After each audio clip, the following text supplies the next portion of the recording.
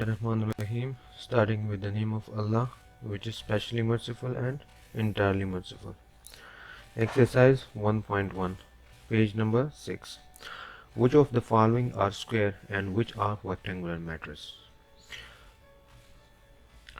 अच्छा, मैंने previous lecture में आपको बता चुका हूँ कि अगर नंबर ऑफ रोज जो हैं वो इक्वल हो नंबर ऑफ कॉलम्स के, तो हम कहेंगे इसको कि ये है स्क्वायर मैट्रिक्स। पर ये है स्क्वायर मैट्रिक्स। और अगर number of row is not equal to number of column, अगर row is equal to not equal to column, ठीक है, तो ये हमारे पास होगा रेक्टेंगुलर मैट्रिक्स।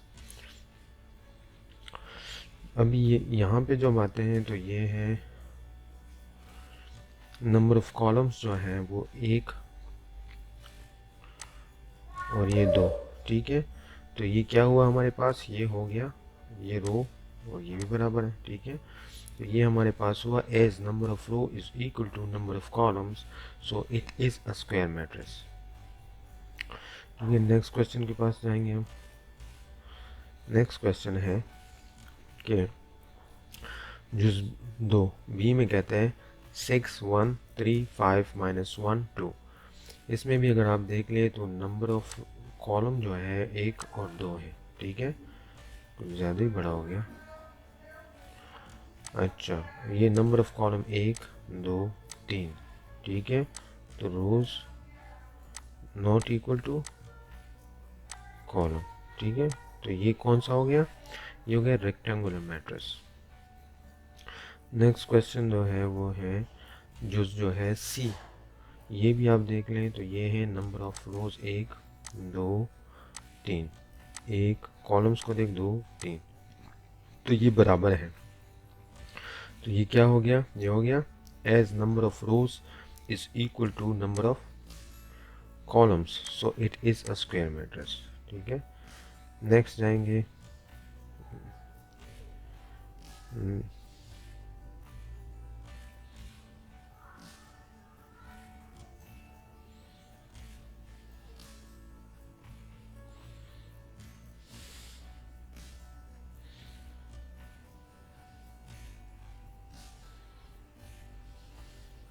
अच्छा, फोर्थ जो है, फोर्थ पे अगर आ जाए तो नंबर ऑफ रोज भी इसमें 1 है और नंबर ऑफ कॉलम्स भी 1 है। जब मैट्रिक्स में एक ही नंबर होता है तो उसके number of row and number of columns भी इक्वल होते हैं। As number of rows is equal to number of columns, so it is a square matrix. Question number जुज नंबर 5 की तरफ आते हैं। E is equal to matrix -3 and 4। तो इसमें जो देखे ये है एक कॉलम, ये है दूसरा कॉलम, ठीक है, और ये है एक रो। तो ये number of column is not equal to number of rows. तो इसका आंसर है as number of rows not equal to, ठीक है, number of columns, so it is a rectangular matrix.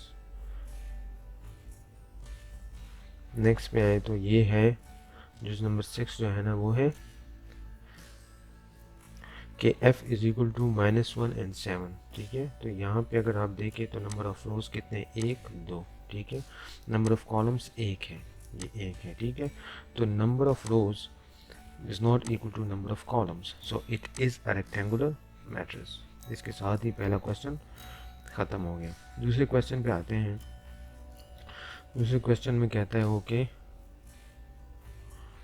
List the order of following matrices. Number of मतलब order का मतलब है number of rose multiply by number of columns. नीचे हमें matrix दी गई है कि इसका ऑर्डर क्या है। As number of rows is equal to 2। यहाँ पे देखें तो ये है एक रो, ये है दूसरा रो, ठीक है। नंबर ऑफ कॉलम्स 1 2 3, ठीक है। तो नंबर ऑफ रोज 2 है, ठीक है। नंबर ऑफ कॉलम्स जो है वो 3 है, ठीक है। So it is, so order is 2 by 3, 2 by 3, ठीक है। 2 मल्टीप्लाई बाय 3, इसको इस तरह भी कह सकते हैं और इसको इस तरह भी कह सकते हैं। जो नीचे है नेक्स्ट क्वेश्चन पे, जो नेक्स्ट इसी क्वेश्चन का नेक्स्ट पार्ट जो है वो कह रहा है कि -4। अच्छा, -4 जैसे ही कहा था कि नंबर ऑफ कॉलम्स में भी इसमें 1 होते हैं और नंबर ऑफ रोज भी जो है ना 1 होते हैं इसमें।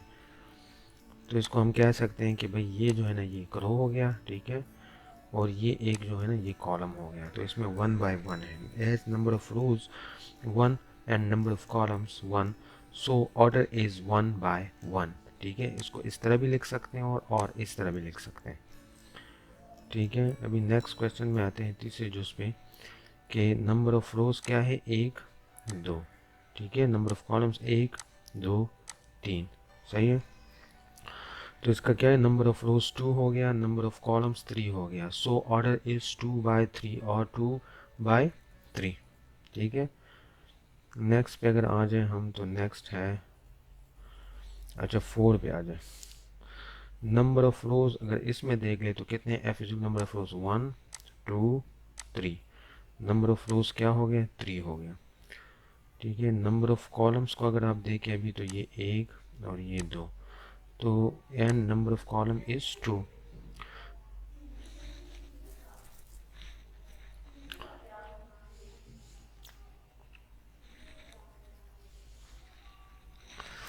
So order is 2, order is 3 by 2 और 3 × 2, ठीक है। नेक्स्ट पे क्वेश्चन जो इस पे जाएंगे हम, तो वो कहता है 5 जो है इसमें क्या कहते हैं कि भाई नंबर ऑफ रोज जो हैं वो कितने हैं, 1, नंबर ऑफ कॉलम 1 2, अच्छा, as number of rows is equal to 1। अच्छा नेक्स्ट क्वेश्चन जो है वो कहता है कि भाई नंबर ऑफ रोज कितने हैं, 1, नंबर ऑफ कॉलम्स कितने हैं, नंबर ऑफ रोज हो गया 1।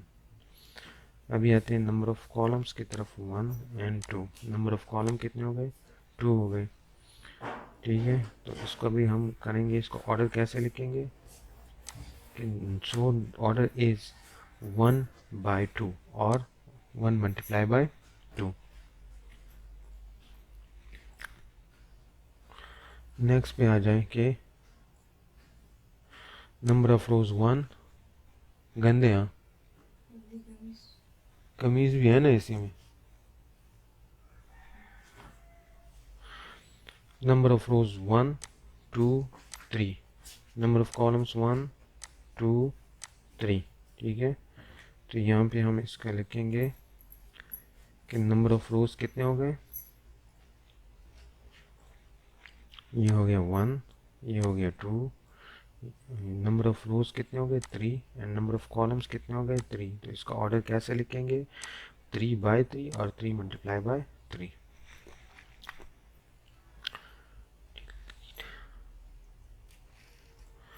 नेक्स्ट क्वेश्चन की तरफ आते हैं। अच्छा ये आपका हो गया question number 2 complete.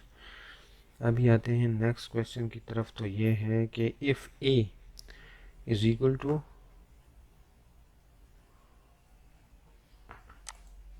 This, okay, give the following.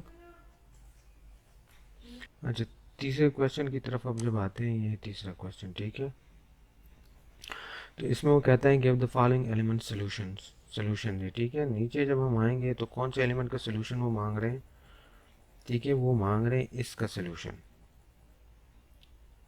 ठीक है, इसका सोल्यूशन मांग रहे हैं। ये तो डायरेक्ट यहाँ पे इसको आंसर दिया हुआ है, ठीक है। ये आपको पता कैसे चलेगा कि इसका आंसर क्या है, तो यहाँ पे मैं आपको क्लेरिफाई कर देता हूँ कि इसमें आपने इसकी लोकेशन लिखनी है, पोजीशन क्या है इसके। मिसाल के तौर पे 3 जो है ना ये कहाँ पे है, ये भाई फर्स्ट रो में है और फर्स्ट कॉलम में है। तो यहाँ पे इन्होंने लिखा है A11। दूसरे पे आए तो दूसरा ये फर्स्ट रो है और सेकंड कॉलम है, तो ये हो गया फर्स्ट रो, ये हो गया सेकंड कॉलम, तो A12 इस वजह से लिखा गया है। तीसरे पे अगर आए तो तीसरा कहता है कि भाई ये है first row and third column, तो ये इस वजह से इन्होंने लिखा है 1 एंड ये लिखा है 3, ठीक है। अब इसको डिलीट करते हैं, इसकी लोकेशन मिसाल के तौर पे, या आप ऐसे भी कह सकते हैं जिस लोकेशन पे दोनों क्रॉस हो रही हो वो लोकेशन क्या है। अभी यहाँ पे 1 है तो ये हुआ एक रो, दूसरा एक कॉलम, दूसरा कॉलम, तीसरा कॉलम, ये दूसरा कॉलम है और 1 2 3 और तीसरा रो है, तो इसको हम लिख सकते हैं पहला रो होगा 3, ठीक है, और कॉलम कौन सा है 2, तो यहाँ पे नीचे आओ, हाँ ये यहाँ पे लिखा हुआ है 32,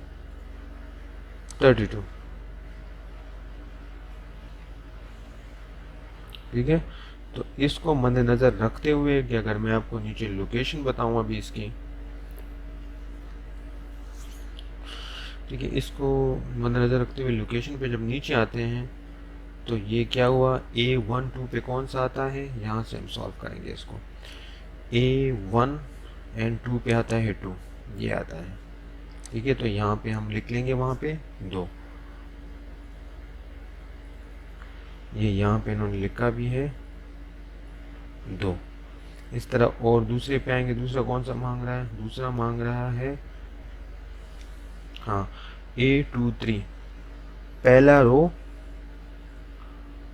ठीक है, और पहला दूसरा रो तीसरा कॉलम, तो दूसरा रो और तीसरे कॉलम पे जब आएंगे ऊपर, दूसरा रो तीसरा कॉलम, ये हो गया दूसरा रो और तीसरा कॉलम, तो यहाँ पे आ गया 0,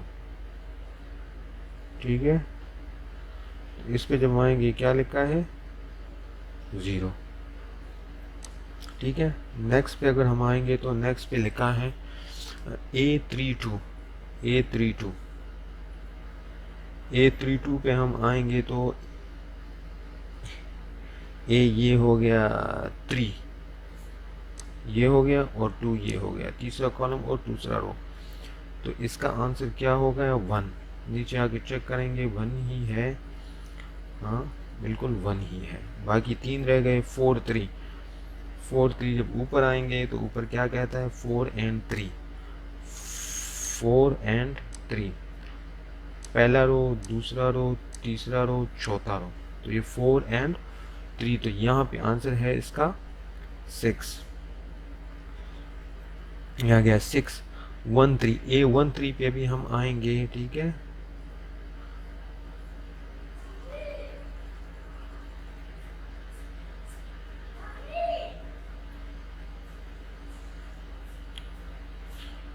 अच्छा A1 ये हो गया फर्स्ट रो, एंड 3 पे आएंगे तो -4 आ गया, तो यहाँ पे क्या आ गया, यहाँ पे आ गया -4, ठीक है। अभी लास्ट पे कौन सा है A43, तो यहाँ पे जब आएंगे A4, ये हो गया 4, ये वाला, और 3 हो गया ये, ठीक है। A4 और 3, तो यहाँ पे आ गया 6,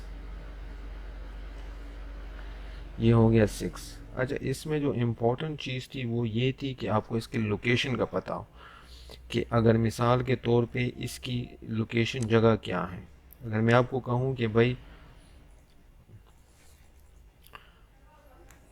अच्छा अगर मैं आपको कहूँ कि भाई ये बताएं कि 5 की लोकेशन क्या बन रही है मैट्रिक्स पे 5 की, तो आपको पता हो कि first row, second row, third row, तो हम इसको लिखेंगे A,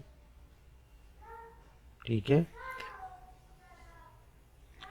A3, ठीक है, और कॉलम कौन से 1 2 3, तो ये होगा 33, बस ये लोकेशन आपको पता है, ये क्वेश्चन इजी है, ठीक है। अभी जो है ना आपका फर्स्ट एक्सरसाइज जो है वो ऑलमोस्ट, तो ये हमारा हो गया क्वेश्चन नंबर, अच्छा क्वेश्चन नंबर 3 भी हमारा ये कंप्लीट हो गया। Thank you for watching. Question number 4 जो है वो कह रहा है which of the following matrices are equal.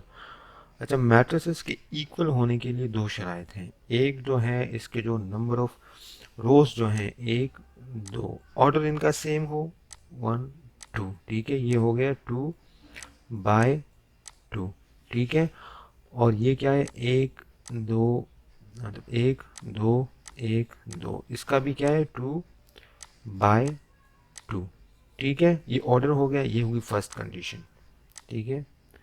Second condition की तरफ आते हैं कि इनके जो एलिमेंट हो ना वो भी आपस में इक्वल हो, जैसे कि यहाँ पे दिया गया है 2, तो यहाँ पे इस एलिमेंट के साथ इसका कंपैरिजन करें, लोकेशन इनकी सेम हो, जगह इनकी मैट्रिक्स में सेम हो, जैसे ये A11 है और ये भी A11 है, यहाँ पे 5 है तो यहाँ पे भी 5 है, यहाँ पे 1 है और यहाँ पे क्या है 4, ठीक है, यहाँ पे 3 है और यहाँ पे क्या है 3। तो अभी हम लोकेशन भी इनकी सेम हो प्लस इनका ऑर्डर भी सेम हो, तो तभी हम इसको कहते हैं इक्वल मैट्रिसेस होंगी, ठीक है। अब यहाँ पे जब आते हैं तो यहाँ पे अभी ये इनकी जो लोकेशन है ना, ये तो ऑर्डर तो सेम है 2 by 2 है, लेकिन इसकी लोकेशन देखो यहाँ पे 1 है और यहाँ पे 4 है, तो ये इक्वल नहीं है। क्वेश्चन को अभी फर्दर सॉल्व करते हैं। इसमें अब आए तो यहाँ पे इन्होंने दिए हुए हैं 4 मैट्रिक्स, एक A, B, C and D। अच्छा, इसमें एक कंफ्यूजन स्टूडेंट्स को ये होती है कि वो इसको 2 एलिमेंट कंसिडर करते हैं, हालांकि ये है एक एलिमेंट, ठीक है। इन दोनों को प्लस कर लेंगे तो इसको जगह हम लिख सकते हैं 2, ठीक है। इस तरह इस दोनों को हम प्लस करके यहाँ पे लिख सकते हैं 5, ठीक है। इन दोनों को प्लस करके हम यहाँ पे लिख सकते हैं 3 और इन दोनों को प्लस करके हम यहाँ पे लिख सकते हैं 5, ठीक है। अब डिलीट करते हैं हम। अच्छा, नेक्स्ट अभी क्वेश्चन की तरफ आते हैं। क्वेश्चन में इन्होंने क्या कहा है, सोल्यूशन लिखा है कि C and D are equal, so A and D are equal, ठीक है, and B and C are equal. C, अच्छा ऊपर जब अच्छा सोल्यूशन की तरफ अभी आते हैं तो सोल्यूशन में इन्होंने ये किया है कि इसको सिर्फ प्लस किया है इन्होंने, ठीक है। ये रहा 1 + 1 = 2 हो गया, 3 + 2 = 5 हो गया, 2 + 1 = 3 हो गया, 4 + 1 = 5 हो गया। ये सिंप्लीफाई करने के बाद ये कहते हैं सोल्यूशन में कि A and D are equal. तो अगर यहाँ पे देखा जाए कि A एंड D के एलिमेंट पूरे हैं इक्वालिटी के लिए। अच्छा, ये हो गया 2, ठीक है। 5 पे आ जाए तो 4 + 1 ये हो गया 5, ठीक है। 1 पे आ जाए तो ये 1 हो गया, 3 पे आ जाए तो ये 3 हो गया, ठीक है। अभी नेक्स्ट पे आ जाए तो ये हो गया B एंड C इक्वल, ये 2 है, 1 + 1 = 2, 5 है, 3 + 2 = 5, ये 4 है तो ये 4 हो गया। अच्छा, 3 हो गया, 2 + 1 = 3। तो A और D आपस में बराबर है और C एंड B आपस में बराबर है, जैसे कि इन्होंने दिखाया हुआ है यहाँ पे एग्जांपल में भी। A and D are equal, that is A is equal to D. B and C are equal, that is B and C. दो कंडीशन आपने वही याद रखनी है कि इनका ऑर्डर सेम हो, 2 by 2 हो, ठीक है, और लोकेशन इनकी सेम हो। जिस तरह इनकी सारी लोकेशन जो है ना ये सेम है। अभी नेक्स्ट क्वेश्चन जो है वो कह रहा है question number 5, let A matrix ये है, ठीक है, और B मैट्रिक्स ये है। For what value of VU and W when A and B are equal matrices। जैसे कि आपको पता है कि इसके लिए दो कंडीशंस हैं, एक है ऑर्डर इनका सेम हो, अभी यहाँ पे इनका ऑर्डर है 2 by 2 दोनों का, ठीक है, इसका भी है और इसका भी है, प्लस अगर ये इक्वल हो गए तो अभी जो एलिमेंट की इनकी लोकेशन है ये भी सेम है। जैसे कि क्वेश्चन में बताया गया है कि A and B are equal, ठीक है, तो इसको सॉल्व करें, ठीक है। तो इनका जो एलिमेंट की लोकेशन है ये भी सेम है। जिस तरह कि 2 की जगह क्या है V, तो 2 की कीमत क्या आएगी V आएगी, U की कीमत क्या आएगी, वैल्यू क्या आएगी 5 आएगा, और O के वैल्यू W का क्या आएगा 0 आएगा, ठीक है। इस तरह ये सेम है। नेक्स्ट अभी चलते हैं सोल्यूशन की तरफ। अच्छा, नीचे करके आएंगे तो पता चल जाएगा कि A का ये है, B का ये है, as A and B are equal, so, ठीक है, जैसे कि क्वेश्चन में बताया गया दोनों इक्वल है तो A + B A = B हो गया। अभी नीचे आते हैं तो नीचे है, अच्छा, now the corresponding elements are same. जैसे कि मैंने आपको बताया था ऊपर कि 2 का वैल्यू होगी V और V = 2, U का हो जाएगी 5 क्योंकि इनकी लोकेशन सेम है। ये देखिए U की है लोकेशन 5 के साथ। अच्छा, W की यहाँ पे दिखाया गया है 0, नीचे आएंगे, हाँ डिलीट हो जाएगा। W की क्या है 0, ठीक है, और W इज इक्वल टू 0। नीचे जब आएंगे तो ये हो गया, V की वैल्यू ये हो गई, U की W 5 हो गई, और W की सॉरी U की 5 हो गई, W की 0 हो गई। इन तीनों की वैल्यूज़ मांगी थी जो कि ऑलरेडी एग्जिस्ट करती थी, सिर्फ आपको इनकी लोकेशंस और कंडीशंस का पता हो कि नंबर ऑफ ऑर्डर जो है प्लस जो एलिमेंट है, एलिमेंट की लोकेशन है वो इक्वल होते हैं, तो ये आप निकाल सकते हैं। अच्छा, नेक्स्ट जो है हमारे पास क्वेश्चन नंबर 6 है, उसमें एक लंबा चौड़ा मैट्रिक्स इन्होंने दिया हुआ है, ठीक है, एक ये है और एक ये है। अच्छा, इसमें फिर आपने कंफ्यूज नहीं होना है, यहाँ पे इन्होंने स्टार्ट में ही बता दिया कि ये क्या है, इक्वल मैट्रिसेस हैं। ये लोकेशन यहाँ पे आ सकती है, ये लोकेशन, ये देखिए, ये दोनों, ये सारे भी इक्वल होंगे क्योंकि इनका ऑर्डर भी सेम है और इनका एलिमेंट भी सेम है, ठीक है। इससे इनका लोकेशन का पता चल गया, ठीक है। ये भी इसकी लोकेशन पे इधर आ गया, इसकी लोकेशन पे इधर आ गया, और इसकी लोकेशन पे इधर आ गया, मतलब ये आपस में इक्वल है क्योंकि इनका ऑर्डर सेम है, तो इनके जो एलिमेंट है वो भी इक्वल होंगे। अभी नेक्स्ट ये कहता है कि find the value of A B C X Y and G. अच्छा, इनके अब ये कह रहे हैं कि वैल्यू बताएं हमें। सोल्यूशन में उन्होंने पहला स्टेप वही दिया है कि एज दे आर इक्वल, जी, जैसे कि बताया गया कि इक्वल है। नाउ,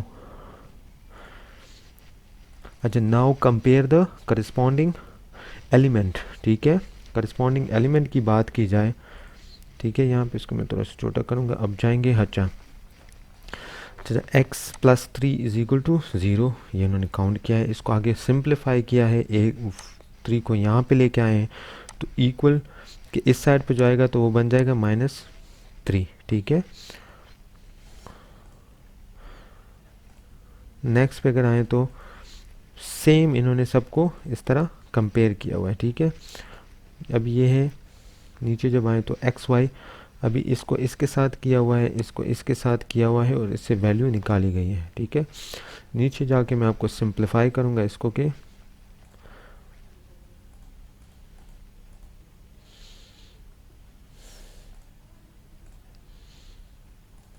अच्छा, नीचे आ जाए तो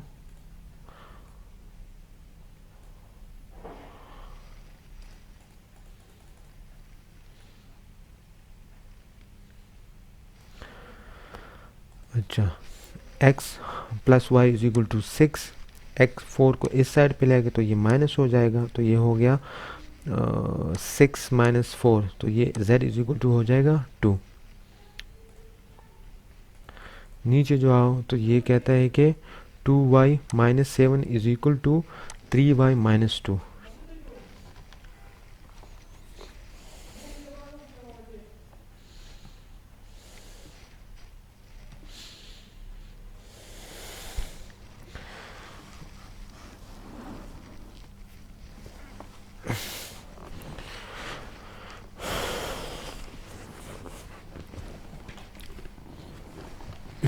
अच्छा, तो यहाँ पे इन्होंने 2y minus 7 is equal to 3y minus 2, यहाँ पे हम अभी अल्फ़ाबेट को एक साइड पे करेंगे और उसको दूसरे साइड पे करेंगे, जैसे y है, तो ये 7 इधर ही रह जाएगा, ठीक है। 2y इस साइड पे आ जाएगा और 2 जो है ना वो इस साइड पे आ जाएगा, तो ये हो जाएगा -7 plus 2 is equal to 3y minus 2y, ठीक है।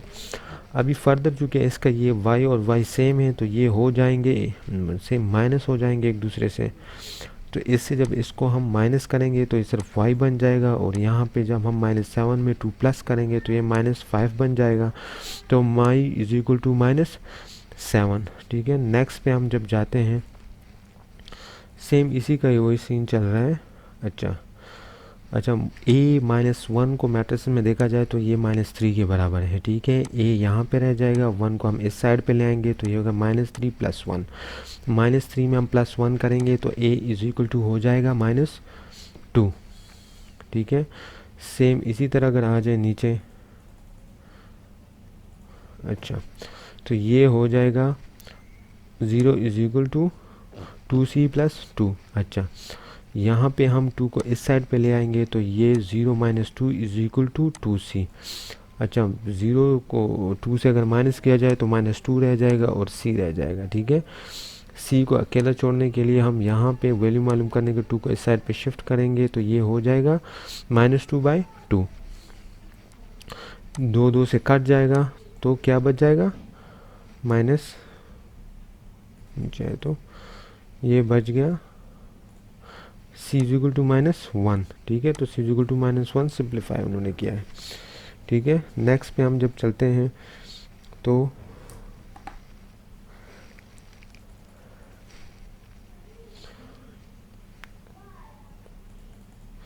अच्छा, नाव पे आ जाए तो नाव क्या है, ठीक है, b minus 3 is equal to 2b plus 4। -3 -4 इसको इस साइड पे ले आए हम। ठीक है, तो ये -3 -4 हो गया इज इक्वल टू 2b -1 हो गया। ये और 2b, ये और ये एक साइड पे रह गए। ठीक है, अभी 2b से -b माइनस करेंगे तो b आ जाएगा, -3 और -4 करेंगे तो ये हो जाएगा -7। तो b की वैल्यू क्या आ गई, -7। ठीक है, यहाँ पे इन्होंने आंसर्स दिए हुए हैं क्लैरिफिकेशन के लिए कि b की वैल्यू देखें क्या, ये 7 जो लास्ट पे हमने की है। c की वैल्यू क्या है, ये 1 है, ये माइनस। ठीक है, अभी बाकी इन दो को भी अगर आप कंपेयर करें, a की -2 आई थी, x की -3 आई थी, y की -5 आई थी और z की क्या आई थी,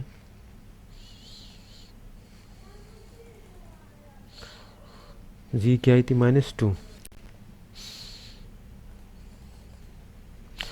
जो क्वेश्चन नंबर 7 है, solve the following equation for A B C D. अच्छा, ए बी पिछले क्वेश्चन की तरह सेम है, हमारे अननोन वैल्यूज़ जो है हमारे पास नामालूम कीमतें ए बी सी और डी की मालूम करनी है। ठीक है, तो अगर इसको देखा जाए तो सोल्यूशन में इन्होंने कहा है कि सॉल्व करें, नीचे दिया हुआ है कि इक्वल है। ठीक है, अगर इक्वल होने की वजह से ये सारे भी आपस में करस्पॉन्डिंग एलिमेंट्स जो है ना ये भी इक्वल है। अभी सोल्यूशन की तरफ अगर हम आए तो सोल्यूशन में है कि भाई ओके, ये दोनों ऑलरेडी इक्वल है, सिर्फ स्टेटमेंट को उठा के नीचे लिखा गया है। Now the compare the corresponding elements. Corresponding elements को अभी हम कंपेयर करेंगे। इसमें सिर्फ कम्प्लिकेशन ये है कि यहाँ पे दिया हुआ है a प्लस बी। ठीक है, वेरिएबल जो है ना यहाँ पे दो दिए गए हैं, a दिया गया है और b दिया गया है। अगर पिछले क्वेश्चन में हम देखें तो उनमें a z या x और z को इनको अलग-अलग कर दे के दिया गया था, जिसकी वजह से इसको सॉल्व करना इजी था। अभी नीचे जब आते हैं तो ये है एलिमेंट को ये कंपेयर कर रहे हैं। कंपैरिजन से पता चला कि a b is equal to -1 आ गया, b plus 2c is equal to 4 आ गया, 2c plus d is equal to 8 आ गया, 2a minus d is equal to 0 आ गया। ये है इक्वेशन 1 2 3 4। ठीक है, ये तो बस आसानी से समझने के लिए उन्होंने इनको नाम दे दिया कि आप इक्वेशन 1 कहें तो आपके जहन में आज इक्वेशन 1 कौन सी है, a plus b is equal to -1। ठीक है, शॉर्टनेस ऑफ स्टेटमेंट के लिए दिया गया है। इसको अभी हम करेंगे डिलीट। अभी नीचे आएंगे, नेक्स्ट स्टेप जो है ना इसको सॉल्व करने का है। ठीक है, अभी देखिए सब्सट्रैक्ट इक्वेशन 2 फ्रॉम इक्वेशन 1।